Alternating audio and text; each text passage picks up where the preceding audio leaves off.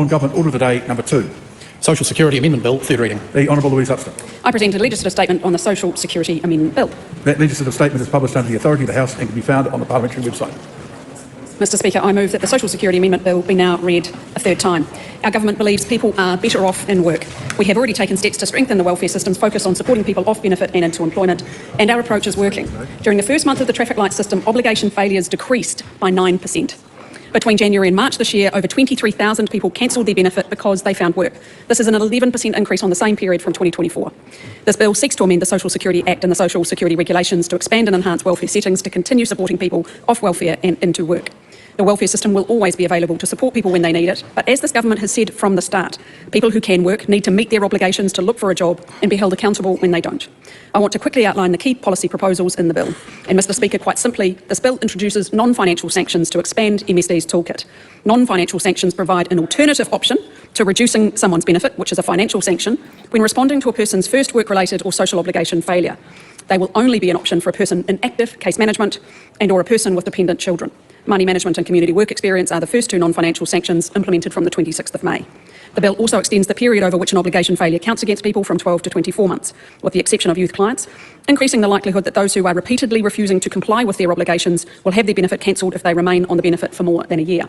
The bill will require new applicants for certain benefits with work-related obligations to have a completed job seeker profile before their benefit is granted, and this change will encourage work-focused conversations from the earliest possible opportunity and help MSD to better match people to suitable job vacancies.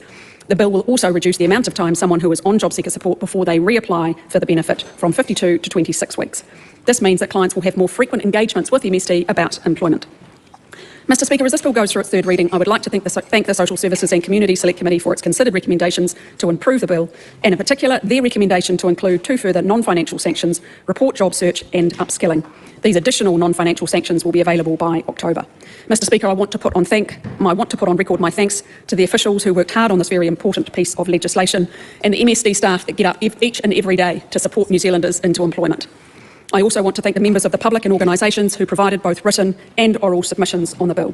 Once more, I want to remind members of this House and the public that the non-financial sanctions proposed in this bill will only affect those who are not complying with their obligations. Mr Speaker, most people on benefit are doing the right thing and these changes will have no effect on them.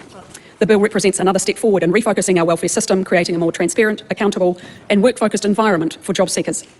MSD frontline staff do an amazing job actively engaging with job seekers, informing them of their obligations and responsibilities and the consequences when they don't through the traffic light system.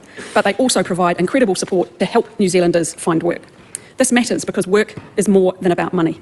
It also gives people a sense of purpose, independence and connectedness, leading to a better future and helping families to break out of the cycle of intergenerational welfare dependence. Simply put, Mr Speaker, our government believes that people and families are better off in work. Our economy is better off when people are in work, and our government is committed to making this a reality. I commend this bill to the House. The question is... And I'd like to say, Louise, thank you for sitting there and personally thanking me in that speech for putting in a submission. I do know that you didn't take really any of the recommendations put forward, along with many of the people to the submissions, but thank you for thanking us for that. Let's give Louise a big round of applause in the comments box. Just type clap, clap, clap, clap, clap. Everyone, make sure you type clap, clap, clap, clap, clap. Please clap. God, where to begin? That traffic light system. I finally get to talk about this. Okay. Right, so here's what she said. She's basically saying, well, the welfare traffic light system is off to a good start. Okay. So she states that about 95% had green lights for fulfilling these obligations, while about 2% or 5,920 people were idling at the orange and red lights for not taking the steps required to continue receiving payments, such as finding or preparing for work. The total number of obligation failures recorded in September was 6,975, and the total number of benefit sections applied was 4,662. This compares to 7,491 obligation failures and 5,268 sanctions recorded in August. Now, my question is, were the number of obligation failures the result of miscommunication and misunderstanding? Well, I decided to dive into those stats because as of March 2025, the percentage of beneficiaries, e.g., for example, job seekers and sole parents, that were meeting their obligations with 98.2%, the number of beneficiaries in orange increased to 0.7% from 0.6 in September 2024. So the amount of beneficiaries that are failing to meet their obligations has increased, although be it by 0.1%. Now, reasons for failing to meet obligations are not stated in the data. I looked, right? Why are these people failing to meet their obligations? I don't know. You just have to have a guess and I reckon, which I hate doing. I like working with evidence. But I just have to make an educated guess. So excluded from this data is the number of benefit sanctions applied. So this is the data that she's going on and on about, going, whoa, look, most people are complying. And how many of those sanctions that were applied were reversed? Good question. I don't have the data. Yeah. So, I mean, as far as data is concerned, we only have the number of people that are in red. So benefit will reduce or stop, but has not reduced or stopped yet. The data doesn't show how many people went from red, reached out to wins, and were put back onto orange. We don't have that. So I decided to take the current data and compare it to last year's data.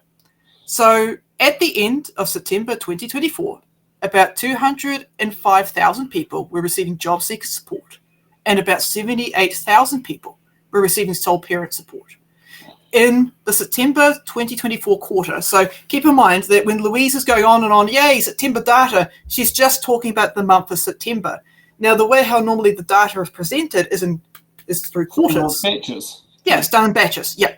So the number of sanctions issued in the September 2024 quarter was 14,409, so about 5%.